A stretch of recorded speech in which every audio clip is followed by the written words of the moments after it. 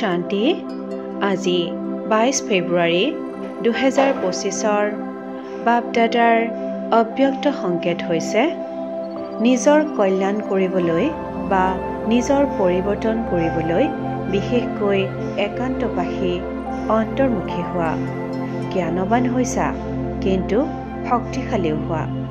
প্ৰতিটো কথাৰ অনুভৱেৰে নিজক সম্পন্ন কৰি তোলা, কাৰ সন্তান হওঁ, কি প্ৰাপ্তি হয়, এই প্ৰথম পাঠটিৰ অনুভৱী মূৰ্ত হোৱা, একতা আৰু একাগ্ৰতা ধাৰণ কৰা, তেতিয়া সহজে মায়াজিত হৈ যাবা। ওম